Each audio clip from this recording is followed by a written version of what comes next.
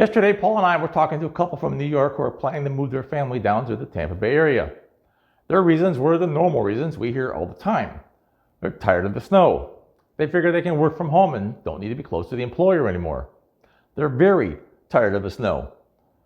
One of their questions to us was, what is there to do in the Tampa Bay area, especially for their 3 kids? Well, Paul and I started naming off what we did with the 3 kids while they were growing up.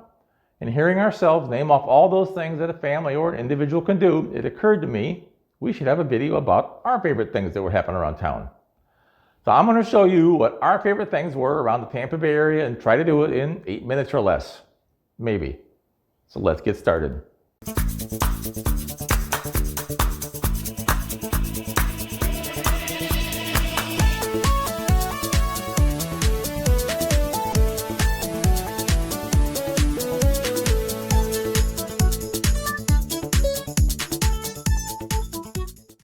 Welcome to our favorite YouTube channel where we talk about living in Florida, the Tampa Bay area, and real estate in the Tampa Bay area. If any of that or all of that interests you, you need to go ahead and subscribe on that button down below. My name is Mike Lavoie. I'm a realtor with Dalton Wade Real Estate here in the sunny and beautiful Tampa Bay area. We're going to start with museums, and Tampa's got them. Now we can't name them all, but there are a few that we'd like to point out. You got the Mosey Museum of Science and Industry, Glazier's Children Museum, Henry B. Plant Museum, Dolly Museum over in Clearwater, Tampa Museum of Art, and the SS American Victory Museum. So it just so happens that I like to eat, and you can't get much more variety than right here in the Tampa Bay area. Probably the most famous would be Bern's Steakhouse down in South Tampa. While you're there, make sure you take a look at the wine cooler. It is, I think it's like 20,000 bottles of wine, and some of them are pretty nice bottles of wine. You can take a look at them anyhow. For a price, you could probably drink them. The dessert room is probably equally famous. It's someplace you just gotta try, if nothing else, for the desserts. If you're looking for seafood, Tampa is your place. One of our favorites is Oyster Catchers. You need to try their sourdough bread. It's flown in from San Francisco daily. Looking for something a little bit different? Take a run down to Armature Works. It's a renovated factory. It was completed probably 4 years ago. A lot of different restaurants, different kinds of food. Just a neat place to go and get away from the world a little bit. When you're in town, you really need to go down to Ebor and get some really good Cuban food. By the way, don't show your newness to Tampa. Ebor is pronounced Ebor, not Ybor. Ebor favorites include a stop at Gaspar's Grotto, Bernini's, the Columbia Restaurant, and there are a bunch more that we just don't have time for. And while you're in Ebor, stop at some of the cigar shops. I mean, the cigar industry made Ebor and Tampa famous, and they still make some very nice hand-rolled cigars down there. And they all go pretty good with a draft beer.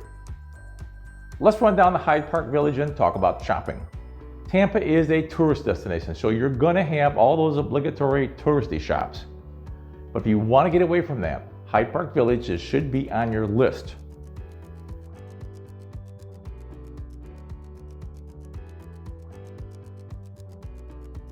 When you're there, try to get there when you're hungry because some of the best burgers in the city can be had at Goody Goody's Burger. It was established in 1925 and they still cook up one of my favorite burgers. Paula and I both know that this is not on my diet, so I'm gonna let the cameraman go ahead and eat that for me. Heading out towards one of the best airports in the country, it's Tampa International, you're gonna find the International Plaza and the West Shore Mall.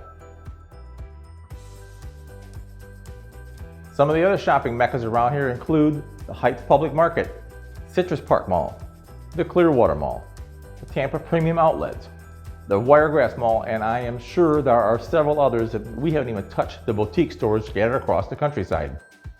But really, what can the family do? Well, how about Busch Gardens?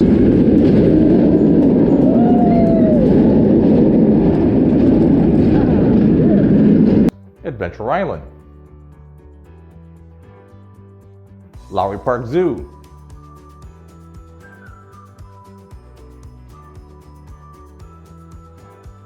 Dinosaur Land.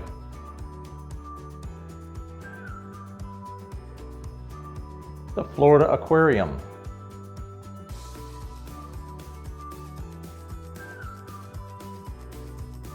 Sunken Gardens.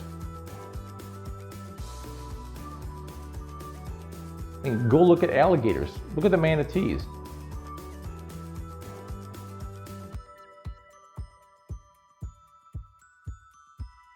There are parks for hiking and biking. There are several rivers for tubing and kayaking, and no, you don't have to worry about the alligators in those rivers. And then there's entertainment, and I'm going to lump festivals in with this group as well. You can always go down to the Mid-Florida Credit Union Amphitheater. Maroon 5 is there later this month. The Rolling Stones are playing there mid-October. Kiss is playing shortly after that, the end of October. I mean, there's some really big time names out there. One of the best performing arts center in America is the Straz in downtown Tampa. Family festivals are basically all over the place. Probably the most popular is going to be the Gasparilla season. Every year, late January, the city is invaded by pirates, and they celebrate their victory starting with the invasion,